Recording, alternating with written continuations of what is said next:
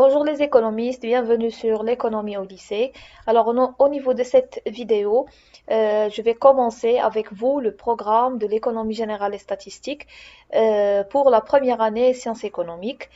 L'économie générale est une matière très intéressante et très importante. Pour moi, c'est vraiment la matière qui fait la différence entre les économistes et les non-économistes. C'est la matière qui vous permet de comprendre le monde de l'économie, de comprendre ce qui se passe autour de vous, de comprendre les différents actes, gestes, etc. économiques, de connaître les différents agents économiques, les différents intervenants dans le monde de l'économie. Donc, bref, c'est une matière très importante et très intéressante. Donc, je souhaite que après votre étude de l'économie, vous allez arriver à aimer cette matière parce que pour moi, c'est le portail de le monde économique. Alors, pour commencer, je vous présente le programme de l'année. Première partie, les concepts économiques de base. Deuxième partie, les mécanismes de la production et de la répartition. Troisième partie, les emplois du revenu. Et dernière partie, outils de la statistique descriptive. Donc, je dois signaler que la partie اللي هي outils de la statistique descriptive راه ما كنخليوهاش حتى الاخر.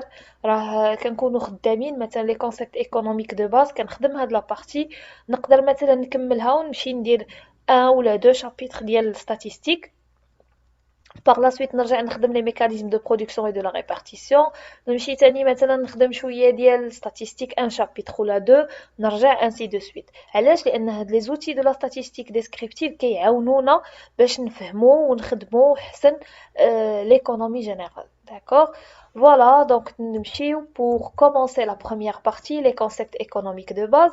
Donc ما يمكنش نقراو une matière ولا ندخلو ل un nouveau domaine sans connaître les concepts de base, c'est-à-dire le lexique de la matière, vraiment tout ce qui est basique dans le monde. Alors pour commencer et pour introduire, on va voir les fondements de base de la science économique, commençons par la définition de la science économique. Mais on va voir par la suite l'activité économique, qu'est-ce qui se passe et tout, et par la suite l'ensemble des relations qui existent au niveau de l'activité économique vont nous permettre de tracer ce qu'on appelle le circuit économique. Voilà, donc partie 1, les concepts économiques de base, séquence 1, les fondements de base de la science économique. Pour introduire, pour commencer, le point de départ, c'est l'homme. L'homme, femme et homme, c'est un être vivant ayant des besoins multiples, diversifiés et illimités. Donc, l'insan, كائن حي اللي عنده بزاف ديال لي بوزوان ديالنا ما كيتسالاوش commençons par la respiration, la nourriture, les vêtements, le logement, le déplacement, les lunettes, les sacs, les chaussures, etc. Donc nous avons beaucoup de besoins qui sont multiples, qui sont diversifiés et qui sont illimités. كناكلو في الصباح, par la suite on peut avoir faim vers donc l'heure du déjeuner. Le lendemain ou là, après, dans quelques heures, on va avoir faim, donc on va manger. Ce besoin de manger est continu avec le temps. Le besoin de s'habiller, le besoin d'étudier, etc. Donc, ce sont des besoins diversifiés, mais surtout illimités. Les besoins de l'homme ne s'arrêtent jamais. Alors, la solution, pour satisfaire les besoins, il faut recourir à des ressources ou des biens qui sont limités et rares. Alors, ce qui va nous permettre de satisfaire les besoins, ce sont les biens, les ressources. En économie, on dit les biens. Alors, le problème, c'est que la plupart des biens qu'on consomme pour satisfaire nos besoins sont des biens limités et rares, c'est-à-dire qu'ils proviennent de la production. إلا ما عندناش une entreprise اللي صنعت لنا هذاك لو بيان وإلا ما صنعتولناش une quantité suffisante automatiquement ما غاديش نلقاو هذاك لو بيان. هذا علاش كنقولوا بأن les biens sont limités et rares parce qu'ils font objet d'une production. Alors, c'est pour cela que des efforts et des sacrifices doivent être fournis par l'homme pour arriver à une meilleure satisfaction de ses besoins. L'homme a des besoins illimités. ولكن المشكلة أن les ressources pour satisfaire ces besoins sont limitées, sont rares. Donc comment doit-on faire? On ne peut pas tout avoir. Pensez par exemple à l'argent.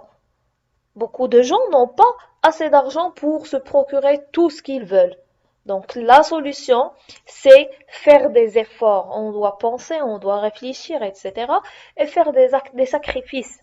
Des sacrifices, c'est-à-dire qu'on doit sacrifier des besoins pour satisfaire d'autres. Automatiquement et logiquement, on va commencer par les besoins les plus importants. Et laisser les autres besoins donc euh, à une satisfaction ultérieure. Alors, et cela dans le cadre d'une science. La science qui va nous permettre et va nous montrer comment choisir, qu'est-ce qu'il faut faire et tout, c'est l'économie. Et c'est de cette constatation que vient le sens ou bien l'importance de la science économique. On appelle ça le phénomène de la rareté. Les besoins sont illimités, les ressources sont rares. Donc, que doit-on faire? Définition et champ d'application de la science économique. Alors, pour commencer, on va définir la science économique. Il y a vraiment beaucoup de définitions. D'abord, l'origine du mot économie est le latin. On dit oikos nomos. Oikos, c'est l'administration, nomos, c'est le foyer. Donc, lorsqu'on dit économie, on veut dire la gestion de la maison. D'après plusieurs définitions de grands économistes, on peut synthétiser et proposer la définition suivante de la science économique. L'économie est la science qui étudie la façon, donc tariqa ou les comportements, dont les individus ou les sociétés utilisent les ressources rares en vue de satisfaire au mieux leurs besoins illimités et diversifiés. كيفاش أن donc la science économique, l'économie, c'est une science, هي علم اللي كيدرس وكيشوف التصرفات donc المعاملات etc. ديال الناس وديال المجتمعات. Pourquoi? Pour donc montrer comment lutter contre le phénomène de la rareté, c'est-à-dire comment utiliser les ressources qui sont rares pour satisfaire les besoins qui sont illimités. La question maintenant, où peut-on ou bien doit-on appliquer la science économique? C'est le champ d'application de la science économique. Ce champ est variable en fonction de l'école de pensée en présence. En économie, on a beaucoup d'écoles de pensée, ce qu'on appelle les courants économiques. بحال دابا مثلا في السياسة كنقولوا عندنا الأحزاب لأن كل وحدين عندهم الرؤية ديالهم وعندهم لو بروجي ديالهم لي بروجي ديالهم ايتو. في l'économie عندنا بزاف ديال لي زيكونوميست وهذوك لي زيكونوميست داروا دي جروب ودوك لي جروب تسماو لي كورون ايكونوميك. alors نبداو بلو برينسيبال كورون اللي كاين هما لي ليبرaux.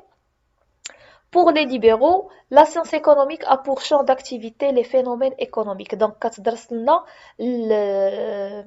les phénomènes qui sont économiques. Vraiment tout ce qui est économique مرتبط بالاقتصاد. Et le comportement humain qui peut se réaliser à un niveau. Donc, كتدرس لنا التصرفات ديال الناس وهنا كاينين deux niveaux. Soit microéconomique, il s'agit de l'analyse du comportement individuel des unités économiques. ملي كندرسو مثلا exemple une famille un individu une entreprise donc واحد لاجون ايكونوميك واحد شخص واحد ولا عائله وحده ولا راه حنا في دي كومبورتمون individuel. هنا كنهضروا على la microéconomie ce qui est individuel. Soit macroéconomique, il s'agit de l'analyse des comportements collectifs et globaux concernant l'ensemble de la société. ولا كنديروا واحد الدراسة على لي كومبورتمون يعني التصرفات ولا العادات الجماعية ديال المجتمع كله. يعني نقولوا مثلا لا كونسوماسيون دو ماروك ولا لانفستيسمون دو ماروك. دونك هنا تنهضروا على لا ماكرو ايكونومي. Donc je reviens pour dire que selon les libéraux, ou bien pour les libéraux, la science économique s'applique à quoi? Au comportement microéconomique et au comportement macroéconomique. Un autre courant, ce sont les marxistes. Pour les marxistes, la science économique a pour champ d'activité les relations de l'homme avec la nature. Lutte continue contre la rareté. Donc, هما تيطبقوا la science économique على la relation ما بين l'homme, الإنسان والطبيعة ولا الأرض. لأنه احنا عايشين dans la nature et il y a des ressources et à faute de consommer et de gaspiller les ressources, on risque de tomber dans la rareté. Donc pour lutter contre ce problème, il faut vraiment gérer la relation entre l'homme et la nature. Et de l'homme avec l'homme, c'est-à-dire les rapports sociaux. Puisqu'on ne vit pas tout seul, on vit avec les autres, automatiquement, on doit faire attention et on doit gérer les relations entre les hommes et les hommes. Rapports sociaux, par exemple, entre les patrons et les travailleurs. Un deuxième point au niveau de ce cours, l'objet et méthode de la science économique. Ici, objet, on peut le remplacer par objectif ou bien but. Donc, à quoi va servir la science économique? Quel est l'objectif de la science économique qui va étudier, etc., les comportements? La science économique recherche à montrer à l'homme comment administrer les ressources rares pour satisfaire les besoins illimités. قلناها من الأول, c'est lutter contre le phénomène de la rareté, montrer à l'homme كيفاش يدير باش يعيش vu que عنده des besoins illimités ولكن les ressources sont rares. C'est pourquoi on dit que la science économique est une science de choix. Il faut toujours faire des choix. Je vais choisir quel besoin satisfaire. Je vais choisir quel bien utiliser pour satisfaire ce besoin, ainsi de suite. Son objet est l'étude et l'explication des phénomènes économiques dans le but de dégager des lois d'évolution et de comportement pour optimiser les décisions économiques. Donc, la science économique, elle fait des études et donne des explications aux phénomènes économiques. كتدرسهم كتراقب هاد les phénomènes كتدرسهم تحاول تشرحهم etc. علاش؟ Dans le but de dégager des lois, des théories. Donc كتعطينا قواعد كتعطينا نظريات. Pourquoi؟ باش نعاونوا الناس باش نعاونوا l'homme, les agents économiques à optimiser les décisions économiques. أنهم ياخدوا les meilleures décisions économiques. On passe à la méthode. Donc, quelles sont les étapes? Lorsqu'on dit méthode, ça veut dire étape. Quelles sont les étapes par lesquelles passe la science économique pour nous donner donc ces lois et ces théories اللي هضرنا عليهم دابا. ناخذ un cas, étude d'un cas. Le revenu et la consommation d'une famille se présentent ainsi. Période 1, كان عندهم un revenu de 4500 dirhams et ils consommaient 4000 dirhams. في la période 2, قدر هاد période تكون العام مثلا je sais pas, donc l'année précédente et l'année présente. Période 2, le revenu est égal à 8000 dirhams, la consommation est égale à 6000 dirhams. Directement, on doit et on peut remarquer que le revenu de cette famille a augmenté, il est passé de 4500 à 8000 et que la consommation de cette famille a augmenté, elle est passée de 4000 à 6000 dirhams. Travail à faire, calculer l'épargne de chaque période. Alors, pour calculer l'épargne, c'est facile. كنعرفوا بأن كناخدو un revenu, on fait la consommation, داكشي اللي بقى c'est l'épargne. Ou bien, en d'autres termes, une partie du revenu part à la consommation et une autre partie part à l'épargne. L'épargne, هما الفلوس اللي كنخبيو اللي كنديرو de côté. Alors, غنشوفوا le calcul. La deuxième question, quelle conclusion pouvez-vous tirer? Donc, à partir de ce calcul, qu'est-ce qu'on remarque? Réponse. Le revenu égale la consommation plus l'épargne, donc l'épargne égale le revenu moins la consommation. Pour la période 1, خدينا le revenu 4500 moins la consommation 4500, donc l'épargne est égale à 500 dirhams. Pour la période 2, le nouveau revenu c'est 8000, La nouvelle consommation, c'est 6 000, donc l'épargne est passée à 2 000 dirhams. Qu'est-ce qu'on peut conclure ou bien tirer donc comme conclusion? Le revenu a augmenté, la consommation a augmenté et l'épargne a augmenté. Conclusion, lorsque le revenu augmente, la consommation augmente et l'épargne aussi augmente. Donc, à l'exemple, on va l'utiliser pour montrer ou bien pour trouver quelles sont les étapes de la science économique. D'abord, quand on a le revenu, quand on a la consommation, donc la première chose, ce sont des informations. On doit avoir des informations. باش ناخدو les informations, خاصنا نديرو l'observation, خاصنا نديرو l'étude, etc. Donc, information. Ensuite, شدينا هاد les informations وبدينا كنخدمو بيهم حسبنا قارنا et tout. Donc, هاد l'information خاصها une transformation. On appelle ça le traitement de l'information. ملي كنديرو le traitement, شفتو la deuxième question شنو درنا فيها, on essaye de tirer des conclusions. ملي كنخرجوا هاد les conclusions ماشي صافي درنا exemple واحد donc صافي c'est une loi générale. On doit vérifier, on va passer par l'étape de la vérification.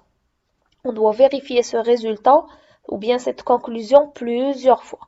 Si on trouve qu'elle est vérifiée et que c'est correct, qu'est-ce qu'on va faire? On peut la généraliser sur tout le monde, sur toute la société, etc. Alors, la science économique emploie un raisonnement logique, puisqu'elle part de l'observation afin d'aboutir à des conclusions. Alors, définition de la méthode de la science économique. La méthode est la démarche logique, un ordre sur laquelle se base l'esprit humain pour comprendre et analyser la réalité. Normalement, l'esprit humain la logique ما كيقدرش يقبل شي حاجة اللي ماشي logique. En général, le raisonnement se base sur des hypothèses permettant d'établir des lois et des modèles. Généralement في الأول كنحطو فرضيات. وكما قلت لكم كندوزو من مراحل باش نوصلوا ان نوضحوا ونثبتوا بان ديك الفرضيه ديك l'hypothèse صحيحه. En économie, la méthode comprend d'abord l'observation des faits naturels et sociaux. خصنا نحضيو نراقبوا باش نجبدوا les informations. Ensuite, le traitement de l'information observée بحال الكالكول اللي درنا في l'exemple précédent. Et enfin, la vérification des conclusions tirées et de l'analyse et la généralisation des résultats. نتأكدوا بأن داكشي صحيح, c'est bon, كنقولوا بأنها هذه c'est une loi, c'est une théorie, etc. Et on la généralise, donc كنعمموها باش الناس كلهم يستافدوا منها. Voilà. Alors, نشوفوا هنا une application. La demande mensuelle de viande par un ménage marocain se présente ainsi. Première colonne, prix du kilogramme. Deuxième colonne, quantité demandée. Est-ce que avec donc le temps, le tableau, le prix du kilogramme de viande a augmenté. Il est passé de 55 à 60, 65 et puis 70 dirhams. Au niveau de la quantité demandée, vous remarquez l'inverse. La quantité a diminué. Elle est passée de 30, donc elle dit c'est une consommation mensuelle. Elle est passée de 30 kg, 24, 20 et puis 18. Les questions. À partir du tableau, quelle conclusion tirez-vous? La conclusion est claire. Lorsque le prix de la viande augmente, la quantité demandée diminue. Peut-on généraliser cette conclusion et parler d'une loi?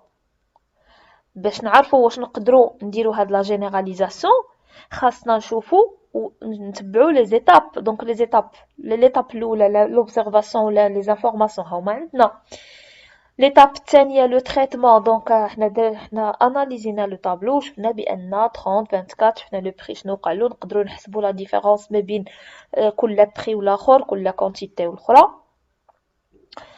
لا فيريفيكاسيون هي اللي خاصنا دابا. واش هادشي on peut l'appliquer لبزاف ديال الناس نمشيو ونقلبو نسولو الناس etc. دونك غنلقاو بانه c'est vrai la plupart des gens عندهم des revenus qui sont limités. Alors, automatiquement, plus les prix augmentent, plus la consommation, la quantité demandée ديالهم غادي تنقص. Donc, la réponse est non. غادي نقولوا oui, on peut généraliser cette conclusion et parler d'une loi, vu que c'est le cas de plusieurs personnes dans la société. Quelles sont les étapes qui ont permis de dégager cette loi? C'est ce que je viens de dire. درنا l'observation, درنا معاها le traitement. Par la suite, on a tiré des conclusions, on a fait la vérification et on va généraliser par la suite. Donc voilà, c'est tout ce que je veux vous présenter aujourd'hui. Baraka alaikum. Je vais essayer de résumer un peu, de reprendre ce que je viens de vous expliquer. عطينا la définition de la science économique. قلنا c'est une science اللي الهدف منها هو l'étude ديال les comportements ديال الناس, soit les comportements individuels ولا les comportements collectifs. علاش؟ باش تعطينا des lois, des théories et tout اللي غتعاوننا في la vie ديالنا وغتعاوننا في la prise de décision وغتعاوننا في les choix اللي خصنا نديرو في حياتنا. هاد لا سيونس ايكونوميك فين شنو هو لو شون دابليكاسيون ديالها؟ فين تقدر تطبق؟ لي ليبرaux تيقولوا بانها كتطبق على لي ريلاسيون ولا لي كومبورتمون باردون ميكرو ايكونوميك اي ماكرو ايكونوميك, يعني انديفيدويل اي كوليكتيف. لي ماركسيست كيقولوا بانها كتطبق على لي ريلاسيون ما بين لوم ولا ناتور وما بين لوم ولوم. داكوغ. لوبجي ديالها ولا لوبجيكتيف ديالها هو انها تعطينا لي تيوري ديال الدراسات ايتترا وتعطينا لي تيوري لي لوا اللي غادي يعاونوا الناس وغيوريوهم كيفاش يتصرفوا دون لور في. اي اون فان دو كونت لي لا ميثود ديالها هما لي زيتاب اللي قلنا: l'observation avec le traitement, on tire les conclusions, on fait la vérification et par la suite on fait la généralisation. Donc je vous remercie pour votre attention. Et à une prochaine vidéo, Inch'Allah, dans laquelle on va voir la suite de ce cours. Merci.